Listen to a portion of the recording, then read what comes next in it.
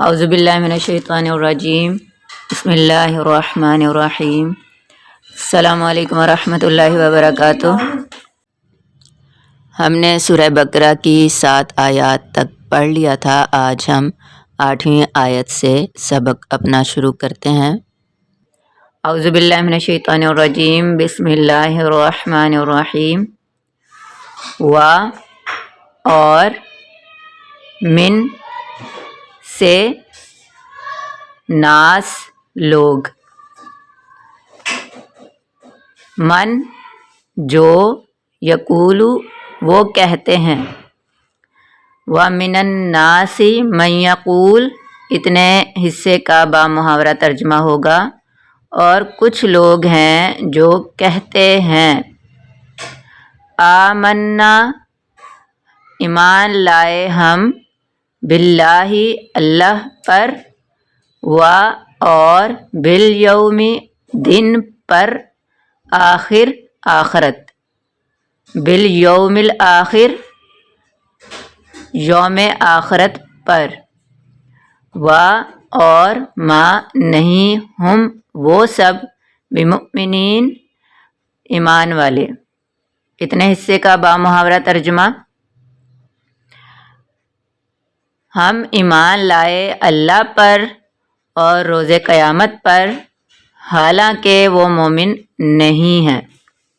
پوری آیت کا ترجمہ پڑھ لیتے ہیں، دہرا لیتے ہیں۔ اور کچھ لوگ ہیں جو کہتے ہیں ہم ایمان لائے اللہ پر اور روز قیامت پر، حالانکہ وہ مومن نہیں۔ ہم نے جب سورہ بقرہ کا آغاز کیا تھا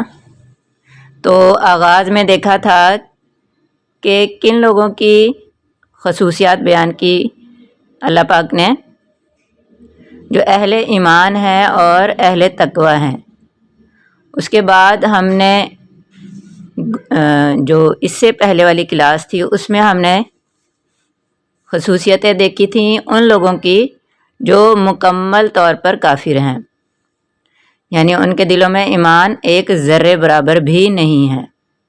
اب یہاں سے جو آیات شروع ہو رہی ہیں ان آیات میں جن لوگوں کا ذکر فرمایا جا رہا ہے وہ نہ تو مومن ہیں اور نہ ہی مکمل طور پر کافر ہیں، اور وہ لوگ ہیں منافقین۔ ان کی پہلی خاصیت کیا بیان فرمائی ہے اللہ پاک نے، کہ وہ زبان سے تو کہتے ہیں کہ ہم ایمان لے آئے ہیں اللہ پر اور آخرت کے دن پر، یعنی قیامت پر، یعنی وہ زبان سے یہ ظاہر کرتے ہیں، سب کے سامنے یہ بتاتے ہیں کہ ہم مسلمان ہو گئے ہیں، لیکن در حقیقت وہ ایمان نہیں لے کر آئے، انہوں نے دل سے اسلام کو قبول نہیں کیا، وہ صرف دکھاوے کے لیے زبان سے اسلام کا کلمہ پڑھتے تھے۔ مفسر صاحب اس کی وضاحت میں بیان فرماتے ہیں کہ وہ اس لیے ایسا کرتے تھے کہ ان کو اپنا دنیاوی مقصد جو ہے وہ حاصل کرنا منظور تھا، کیونکہ مدینہ پاک میں اسلامی ریاست قائم ہو چکی تھی اور ان کو یہ ڈر تھا کہ اگر ہم مسلمان نہ ہوئے تو ہمیں کوئی دنیاوی نقصان ہو جائے گا، اس لیے انہوں نے دنیاوی مقاصد کو حاصل کرنے کے لیے، دنیاوی فائدے کو حاصل کرنے کے لیے ظاہراً یہ دکھایا کہ ہم ایمان لے آئے ہیں، لیکن حقیقت میں وہ مسلمان نہیں ہوئے تھے۔ اگلی آیت ہے یخادعون، وہ فریب دیتے ہیں اللہ کو، اور الذین وہ لوگ جو آمنوا ایمان لائے۔ با محاورہ ترجمہ ہوگا فریب دیا چاہتے ہیں اللہ کو اور ایمان والوں کو، اور ما نہیں، یخدعون وہ دھوکہ دیتے ہیں یا فریب دیتے ہیں، الا مگر، سوائے، انفسہم اپنی جانوں کو، اور ما نہیں، یشعرون وہ شعور رکھتے، وہ سمجھتے، با محاورہ ترجمہ ہوگا اور حقیقت میں نہیں فریب دے رہے مگر اپنے آپ کو اور اس حقیقت کو نہیں سمجھتے۔ یخادعون اللہ، وہ اللہ کو فریب دیتے ہیں۔ اصل میں یہاں مفسر صاحب بیان فرماتے ہیں کہ یہاں پر ڈائریکٹ اللہ تعالیٰ کو دھوکہ دینا مراد نہیں ہے، بلکہ وہ چونکہ آقا علیہ الصلوۃ والسلام کو دھوکہ دے رہے تھے، تو آقا علیہ الصلوۃ والسلام کو دھوکہ دینا ایسا ہی ہے جیسے اللہ کو دھوکہ دینا، یعنی آقا علیہ الصلوۃ والسلام کا فعل اللہ کے فعل سے اتنا منسلک ہے کہ اگر کوئی یہ سوچے کہ ہم آقا علیہ الصلوۃ والسلام کے ساتھ کوئی فعل کرتے ہیں، کوئی غلط فعل کرتے ہیں، جیسے یہ لوگ دھوکہ دینا چاہتے تھے، تو وہ ان کا فعل آقا علیہ الصلوۃ والسلام کے ساتھ نہیں بلکہ حقیقت میں اللہ تعالیٰ کے ساتھ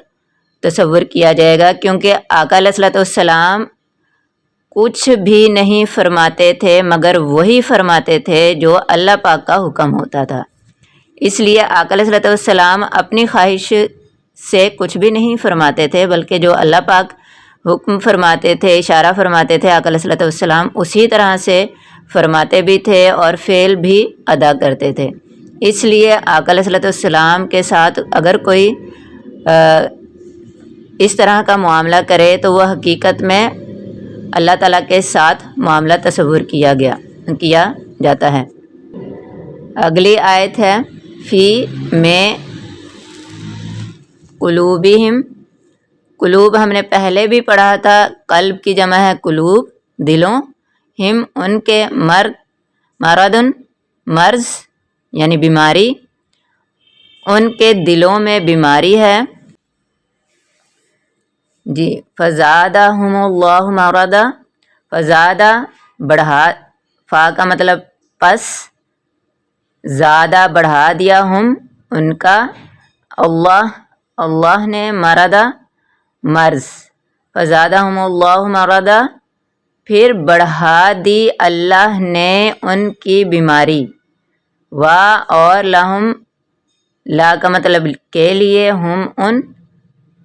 لہم ان کے لیے، عذاب علیم دردناک، وَلَهُمْ عذاب علیم اور ان کے لیے دردناک عذاب ہے، بما بھی ساتھ، ما جو کانو تھے، یکذبون وہ جھوٹ بولتے، بما کانو یکذبون بوجہ اس کے کہ وہ جھوٹ بولا کرتے تھے۔ ایک مرتبہ پوری آیت کا ترجمہ پڑھ لیتے ہیں۔ ان کے دلوں میں بیماری ہے، پھر بڑھا دی اللہ نے ان کی بیماری اور ان کے لیے دردناک عذاب ہے باوجہ اس کے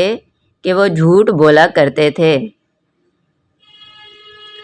اب ان کی جو یہاں پر بیماری کا ذکر کیا گیا ہے تو وہ کیا بیماری ہے؟ وہ منافق لوگ اپنے دلوں میں، زبان سے تو وہ کلمہ پڑھتے تھے لیکن دل میں وہ اسلام کی دشمنی رکھتے تھے، آقا علیہ الصلوۃ والسلام سے دشمنی رکھتے تھے اور حسد کرتے تھے اور ان کے دلوں میں غصہ بھرا ہوا تھا آقا علیہ الصلوۃ والسلام کے تبلیغ اسلام پر اور دین اسلام پر اور صحابہ کرام کے اسلام قبول کرنے پر، اور یہ حسد، غصہ اور دشمنی جو ہے اللہ تعالیٰ نے اس کو مرض کا نام دیا ہے۔ یعنی یہاں سے ہم یہ سمجھ سکتے ہیں کہ اگر کسی بھی فرد کے دل میں یہ چیزیں ہوں تو وہ اس کی دل کی بیماری تصور ہوگی۔ جس طرح سے جسمانی بیماریاں ہوتی ہیں اسی طرح سے روحانی بیماریاں بھی ہوتی ہیں، تو چند روحانی بیماریوں کی جانب اللہ پاک نے یہاں پر اشارہ فرما دیا ہے کہ وہ منافق لوگ اپنے دل میں جو اسلام کے خلاف، آقا علیہ الصلوۃ والسلام کے خلاف اور مسلمانوں کے خلاف جو بھی جذبات رکھتے تھے وہ اصل میں ان کے دلوں کا مرض تھا، ان کے دلوں کی بیماری تھی۔ اور چونکہ ان بیماریوں کی وجہ سے ان اپنی جو روحانی امراض تھے، جو ان کی حسد اور ان کا اسلام دشمنی تھی، یہ چیز وہ دھوکہ دے رہے تھے اس چیز سے۔ ظاہر میں وہ اسلام دوست اپنے آپ کو ظاہر کرتے تھے، لیکن حقیقت میں اپنے دل میں وہ اس کے خلاف جذبات رکھتے تھے۔ تو یہ چیزیں جو ہیں وہ ایک بیماری بن گئی تھی، اور بیماری اگر علاج نہ کیا جائے بیماری کا تو بیماری بڑھتے بڑھتے لا علاج ہو جاتی ہے۔ جس طرح سے جسمانی بیماری کو اگر اس کی دیکھ بھال نہ کی جائے، اس کا علاج نہ کیا جائے تو وہ پھر لا علاج ہو جاتی ہے، اسی طرح یہ منافق لوگ جو تھے ان کی بیماری اس طرح اتنی بڑھ گئی تھی کہ اب وہ لا علاج ہو گئی تھی، اور اپنی اس بیماری کی وجہ سے وہ آقا علیہ الصلوۃ والسلام کو اور اہل ایمان کو دھوکہ دینا چاہ رہے تھے، لیکن ان کو نہیں معلوم تھا کہ جو وہ دھوکہ دوسروں کو دینا چاہ رہے ہیں حقیقت میں وہ خود دھوکے میں ہیں، وہ خود دھوکہ کھا رہے ہیں۔ اصل اور حقیقت ان کے سامنے ہے کہ دنیا کے بعد کیا ہوگا، آخرت میں کیا ہوگا، جہنم کا عذاب کیا ہوگا، وہ سب ان کو بتایا جا رہا ہے۔ اس کے باوجود وہ اس چیز کو نہیں سمجھ رہے، بلکہ دھوکہ دینے میں لگے ہوئے ہیں اور اپنا دنیاوی مقصد حاصل کرنے میں مصروف ہیں۔ تو اس طرح سے وہ کسی کو دھوکہ نہیں دے رہے، بلکہ اپنے آپ کو دھوکہ دے رہے ہیں، اور وہ دھوکہ کیا کر رہے ہیں کہ دنیا کے حصول کی خاطر وہ اپنی آخرت کو برباد کر رہے ہیں۔ پھر ان لوگوں کی آگے ایک اور خصوصیت جو ہے وہ بیان فرمائی جا رہی ہے اگلی آیت میں، اور اذا جب قیلا کہا جاتا ہے لہم لیے، لہم لا کا مطلب کے لیے، ہم ان، لہم ان کو یا ان کے لیے، لا نہیں، تفسدو تم فساد پھیلاؤ، فی میں، ارض زمین، اتنے حصے کا بامحاورہ ترجمہ ہوگا۔ اور جب کہا جائے انہیں کہ مت فساد پھیلاؤ زمین میں، قولو تو وہ کہتے ہیں، انما بے شک، نحن ہم، مصلحون اصلاح کرنے والے ہیں، تو کہتے ہیں ہم ہی تو سنوارنے والے ہیں۔ پوری آیت کا ایک مرتبہ پھر ترجمہ دیکھ لیں۔ اور جب کہا جائے انہیں کہ مت فساد پھیلاؤ زمین میں، تو کہتے ہیں ہم ہی تو سنوارنے والے ہیں۔ یہاں سے کیا پتہ لگا کہ یہ جو منافق لوگ ہیں وہ فتنہ اور فساد پھیلاتے ہیں اپنے ارد گرد کے لوگوں میں، اور حقیقت میں وہ فتنہ پھیلا رہے ہوتے ہیں، لیکن جب ان کو تنبیہ کی جائے، ان کو سمجھایا جائے کہ یہ کام نہ کرو، تو کہتے ہیں ہم تو اصلاح کر رہے ہیں، ہم تو معاشرے کی اصلاح کر رہے ہیں، ہم تو اچھائی پھیلا رہے ہیں، جو بگاڑ ہے معاشرے میں یا لوگوں میں، جو غلط چیزیں ہیں ہم تو ان کو صحیح کرنے کی کوشش کر رہے ہیں۔ اگلی آیت ہے اعلیٰ، خبردار، انہم، انا بے شک، ہم وہ مفسدون فساد کرنے والے، اور لیکن لا نہیں، یشعرون سمجھتے۔ پوری آیت کا بامحاورہ ترجمہ ہوگا، ہوشیار وہی فسادی ہیں لیکن سمجھتے نہیں۔ اب دونوں، اس سے پچھلی اور اس آیت کو ملا کر اگر ہم ترجمہ دیکھیں تو پچھلی آیت میں فرمایا گیا کہ جب انہیں کہا جاتا ہے کہ زمین میں فساد مت پھیلاؤ، تو کہتے ہیں ہم ہی سنوارنے والے ہیں، لیکن حقیقت میں فسادی وہ خود ہی ہیں، یعنی وہ فتنہ اور فساد پھیلانے والے ہیں، لیکن وہ اس چیز کو سمجھتے نہیں ہیں۔ ان آیات سے ہمیں آج ہم یہیں تک کرتے ہیں، 5 آیات ہو گئی ہیں تاکہ آپ لوگوں کو یاد کرنے میں آسانی رہے۔ ایک دفعہ اس کا مختصر پھر ہم خلاصہ دیکھ لیتے ہیں۔ سورہ بقرہ کے آغاز میں اہل ایمان کی خصوصیات بیان ہوئیں، اس کے بعد کفار کی نشاندہی کی گئی کہ ان میں کیا عادات ہوتی ہیں اور وہ کیا طرز عمل ہوتا ہے ان کا. اس کے بعد ان لوگوں کا ذکر شروع ہوا ہے جو نہ تو ایمان لے کر آئے ہیں مکمل طور پر اور نہ ہی وہ مکمل طور پر کافر ہیں. یعنی وہ ظاہر میں اپنے آپ کو مسلمان ظاہر کرتے ہیں اور اندر سے وہ دل سے وہ کافر ہیں. اب ان کی کیا پہچان ہے کہ وہ زبان سے کہتے ہیں ہم اللہ اور قیامت کے دن پر ایمان لے آئے ہیں، لیکن در حقیقت دل میں وہ مسلمانوں کے خلاف، اسلام کے خلاف، مسلمانوں کو اور اسلام کو نقصان پہنچانے کی سازشیں کرتے ہیں. اپنے دلوں میں انہوں نے حسد، غصہ اور دشمنی پال رکھی ہے، اور اس دشمنی کی وجہ سے، اس حسد اور غصے کی وجہ سے وہ جہاں بھی ممکن ہوتا ہے مسلمانوں کو اور اسلام کو نقصان پہنچانے کی کوشش کرتے ہیں. تو اس چیز نے ان کے دلوں کو بیمار کر دیا ہے، اور بیماری اس قدر بڑھ گئی ہے کہ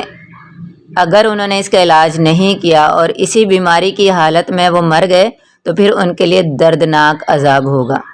جب کفار کا ذکر کیا تو اللہ پاک نے فرمایا کہ عذاب عظیم، بہت بڑا عذاب ہوگا. اور جب منافقین کا ذکر یہاں فرمایا تو یہاں پر فرمایا کہ ان کے لیے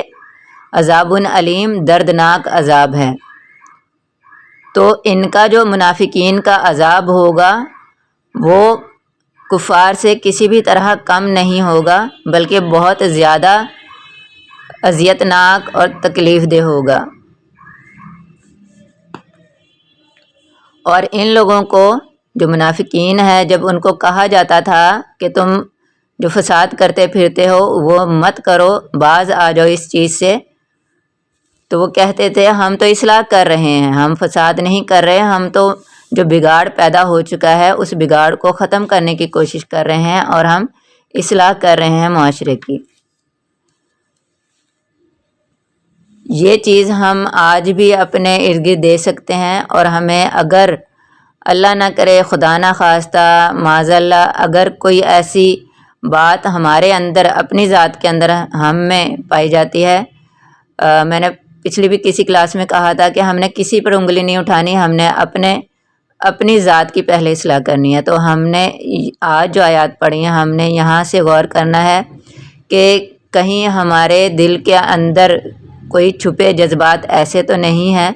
کہ جو منافقوں والی علامات ہوں. ہم اپنے غصے اور حسد میں اور اپنے دل میں کوئی دشمنی پال کے بیٹھے ہوں جس کی وجہ سے ہم دوسروں کا نقصان کر رہے ہوں. تو اگر کوئی ایسی کیفیت ہے ہماری تو ہمیں اپنی اس کیفیت کی اصلاح کرنی ہے، اللہ تعالیٰ سے دعا کرنی ہے کہ وہ ہمارے دل سے یہ منافقوں والی علامتیں دور فرمائے اور ہمارے دلوں کو ایمان کی دولت سے، ایمان کے نور سے صحیح طرح سے روشن فرما دے، اور جو اہل تقویٰ کی عادات ہیں، جو ان کے طریقے ہیں، ہمیں ان طریقوں کو اپنانے اور ان کی عادات کو اپنانے کی توفیق عطا فرمائے اور ہماری اصلاح فرمائے. اور سب کے لیے، ساری امت کے لیے، سب کے لیے آپ دعا کرنی ہے. جب اپنے لیے دعا کریں تو سب کی ہدایت کے لیے بھی دعا کریں. اگلی کلاس انشاءاللہ پیر کو ہوگی. تو یہاں تک ہم نے آج 12 آیات پڑھ لی ہیں. آپ اس کو دہرا لیجیے گا پیچھے سے بھی سارا، تو ہم تھوڑا سا 5 منٹ کا ٹیسٹ بھی لے لیں گے. لفظی ترجمہ نہیں ٹیسٹ میں لیا جائے گا، با محاورہ ترجمہ تھوڑا تھوڑا سا جو ہے وہ آپ سے سن لیا جائے گا. تو ایک مرتبہ دہرا لیجیے گا، اچھی طرح سے ذہن نشین کرنے کی کوشش کیجیے گا. اگر کوشش کرنے کے باوجود بھی نہ ہو سکے تو آپ نے پریشان نہیں ہونا. انشاءاللہ جب ہم پورے قرآن پاک کی تکمیل کر چکے ہوں گے تو ہمیں بہت زیادہ ترجمہ جو ہے وہ یاد ہو چکا ہوگا انشاءاللہ. کیونکہ ہماری مادری زبان نہیں ہے عربی، اس لیے ہمیں اس کو یاد کرنے میں تھوڑی مشکل ہوتی ہے. اور چونکہ ہمارے اسکول کا بھی تعلیمی نظام ایسا نہیں ہے جہاں پر عربی پر زور دیا جاتا ہو، اس لیے ہمیں آغاز میں تھوڑی سی مشکل ہوگی. تو آپ نے اپنا حوصلہ جو ہے وہ کم نہیں کرنا، دل چھوٹا نہیں کرنا، اور کوشش کرتے رہنا ہے، اللہ پاک سے دعا بھی کرنی ہے اور کوشش بھی کرنی ہے اپنی۔ اللہ پاک ہم سب کو اپنے کلام پاک کو سمجھنے کی، صحیح طریقے سے سمجھنے کی اور اس پر عمل کرنے کی توفیق عطا فرمائے، اور ہمیں اپنی ذات کی اصلاح کرنے کے ساتھ ساتھ دوسروں کی بھی اصلاح کرنے کی توفیق اور یہ صلاحیت عطا فرمائے۔ ربنا آتنا فی الدنیا حسنۃ وفی الآخرۃ حسنۃ وقنا عذاب النار، آمین یا رب العالمین، بجاہ نبی الکریم۔ السلام علیکم ورحمۃ اللہ وبرکاتہ۔